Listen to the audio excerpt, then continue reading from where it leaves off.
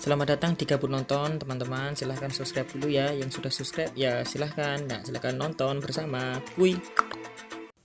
Halo dulur-dulur, apa kabar semuanya? Sehat-sehat saja kan? Bagaimana rokokan? Aman? Wifi tetangga aman? Baiklah, aku di sini akan bercerita tentang sebuah film di mana perkembangan zaman membuat manusia mempunyai kekuatan super. Tetapi kekuatan super itu dimanfaatkan untuk sesuatu yang tidak berfaedah atau untuk kejahatan. Nah, film ini dikisahkan sebagai kisah yang di masa yang akan datang, dibumbui dengan narkotika jenis baru namanya ski. Ya, kita kasih nama itu. Bagaimanakah film-film ini selanjutnya? Bagaimanakah keadaan ceritanya selanjutnya? Di mana film ini menceritakan semua keadaan di masa yang akan datang. Dan tingkat kepolisian dan keamanan juga diceritakan di dalamnya sebagai bumbu yang menarik. Bagaimana? Monggo, masuk intronya.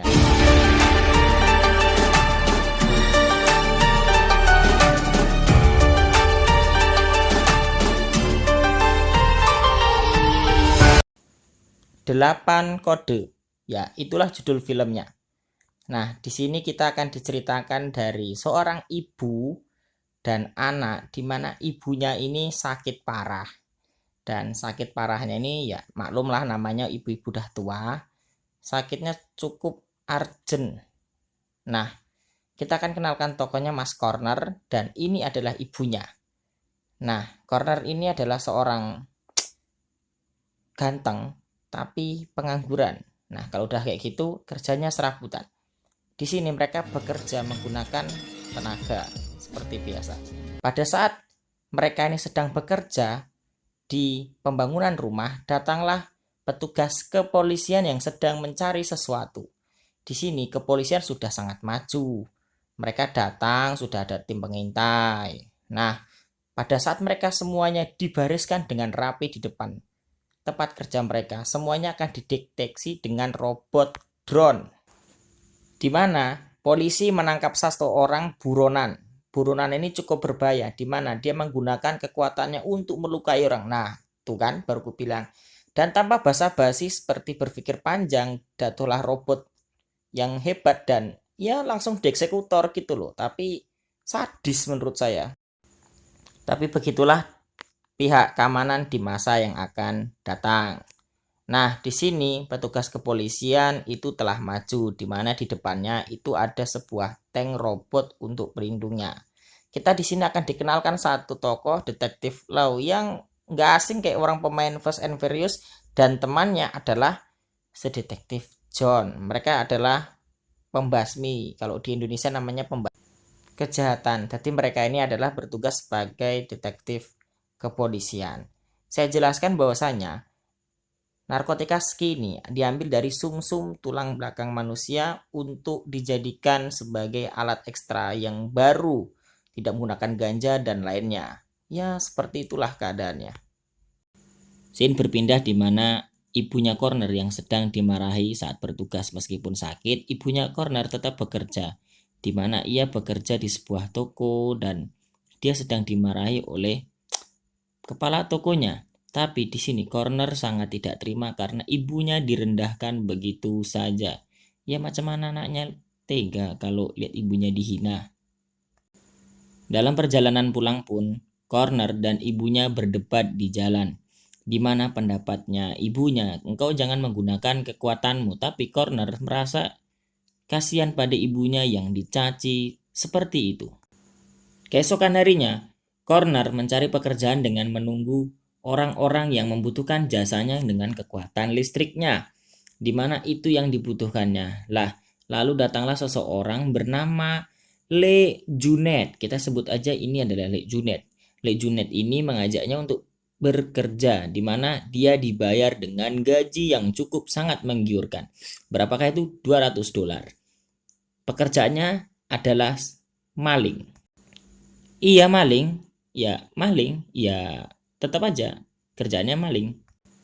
Dan pada malam pun tiba. Mereka akhirnya berangkat ke tempat yang sudah ditentukan. Di mana di sini Corner sebagai memiliki kekuatan listrik menggunakan kekuatannya untuk menghancurkan listrik di situ. Dengan kata lain, untuk menghancurkan sistem kawat listriknya. Dan selanjutnya dikerjakan oleh perempuan yang melelehkan besinya. Sungguh sangat kekuatan yang sangat mengerikan. Dan ya mereka akhirnya nyolong gitu dan berhasil.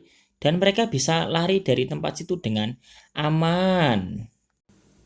Hari ini pekerjaan corner sungguh sangat sukses besar. Di sini kita akan diperlihatkan sebuah tokoh yang penuh dengan beban karena narkotika sekinya itu ditangkap oleh Detektif Lau. Panggil aja dia bos mafia terbesar. Nah, dia ini adalah bosnya Lek Junet. Lek Junet yang tadi. Nah, yang ini loh Lek Junet. Dan di sini Corner mendapatkan gaji yang ia janjikan, yaitu $200. Dan Corner sungguh sangat bahagia. Dan yang kita tunggu-tunggu bersama para kaum-kaum rebahan yang tidak berfaedah dan tidak ada kegiatan, ya kalian tahu kan ini apa, ya tahulah. Keesokan harinya Detektif Lau mendatangi lokasi dan melihat kondisional dan investigasi di sekeliling tempat, di mana pencurinya menggunakan kekuatan listrik dan peleleh logam atau api. Hari-hari selanjutnya Corner seperti biasa nongkrong di empang. Dia menunggu orang yang membutuhkan jasanya atau kekuatannya untuk mencari pekerjaan. Tetapi jobnya lagi sepi. Datanglah Lek Junet yang nakal sekali. Akhirnya Corner ikut dan di sini Junet dan teman-temannya lagi mengkonfirmasi ingin melakukan kejahatan, di mana kejahatan yang kali ini cukup besar, yaitu merampok sebuah bank. Iya, bang. Wah, nekat bener nih orang pasukan. Udah nyolong ini keterusan. Nah, di sini Lek Junet ingin mengajak si Corner, tapi sebelum diajak dan dengan gaji yang besar, dia ingin melihat kemampuan listriknya si Corner, di mana listrik ini sungguh sangat berfungsi untuk mematikan semua sistem yang ada. Dimulai dengan sulapan bola lampu. Ya, berhasil. Yang kedua, terus dan akhirnya sanggup. Hari perampokan pun tiba. Tanpa berpikir lama, di sini Lek Junet menggunakan kekuatan yang supernatural yang bisa mendorong orang ke tembok dan merampok bank lanjutnya, di mana kekuatan listrik si Corner untuk melumpuhkan sistemnya. Pada saat mereka sedang masuk di berangkasnya, mereka tidak menemukan banyak uang, hanya beberapa ribu dolar saja, yang membuat mereka panik dan berhamburan lari keluar. Pada saat sudah sampai di luar, mereka dihadang oleh drone kepolisian yang tanpa berpikir lama, si Corner menggunakan kekuatan senjutsunya yang sangat mantap dan melumpuhkan drone polisi itu dan akhirnya jatuh. Pada saat di markas, Lek Junet dan bosnya itu lagi marah-marahan karena rencananya gagal total dan berantakan. Di sisi lain, pada saat Corner pulang, ibunya menanyakan uang ini dari mana dan sebanyak ini buat apa? Kau kerja dari apa? Ngapain aja? Yang membuat Corner membujuk ibunya ini uang yang baik-baik. Tanpa berpikir lama, orang tuanya shock dan tumbang. Yang ujung-ujungnya ya masuk rumah sakit. Ya, rumah sakit. Namanya kan tadi kan sakit parah ibunya di awal ku ceritakan kan, Bro? Corner ditambah shock karena kata dokter penyakitnya sungguh sangat tragis dan susah kali disembuhkan. Belum lagi biayanya yang cukup sangat besar. Apes jadi manusia lah Mas Corner.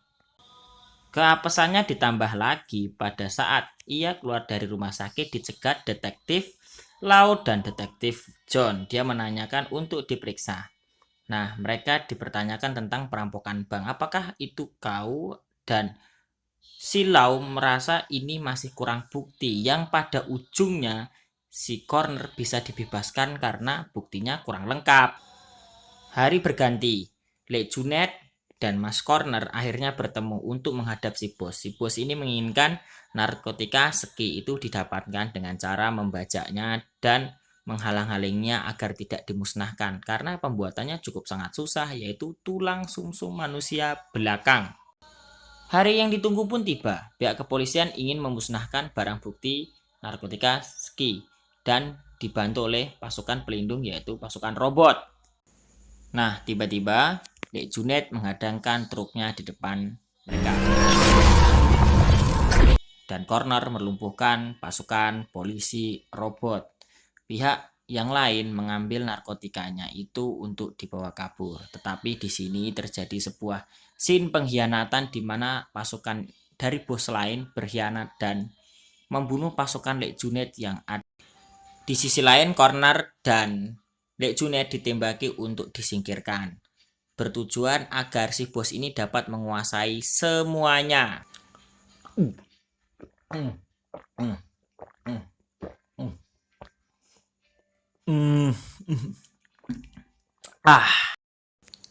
Lanjut.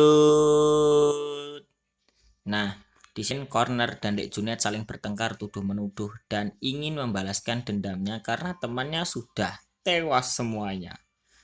Nah, di sini pihak kepolisian sangat geram sekali karena Corner di balik ini sudah nampak jelas karena pengguna listrik itu hanya dia yang memiliki kemampuan setinggi itu. Keesokan harinya, nah, si Corner bertemu dengan Detektif Lau.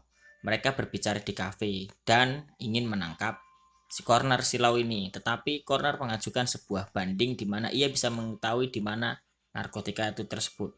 Dan ia ingin dibebaskan dari segala semua tuduhan. Dan akhirnya Lau setuju. Akhirnya semuanya polisi mulai bergerak. Mereka menyergap tempat di mana lokasi berada.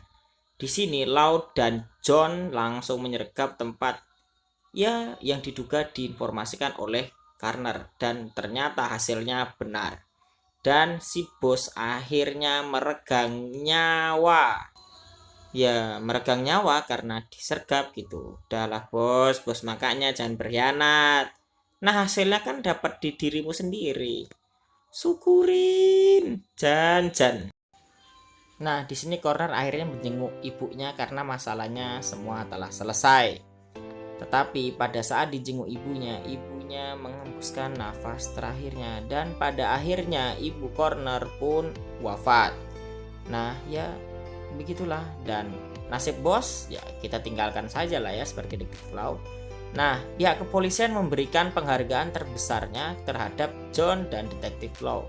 Dengan bangganya mereka mendapatkan penghargaan. Di tempat lain, Corner menjenguk makam ibunya dan berjanji tidak menggunakan kekuatannya untuk kejahatan meskipun di masa ini. Nah, pada endingnya adalah segala sesuatu jangan menggunakan kekuatan. Dan gunakanlah kekuatan seperlunya, bukan untuk kejahatan. Tamat.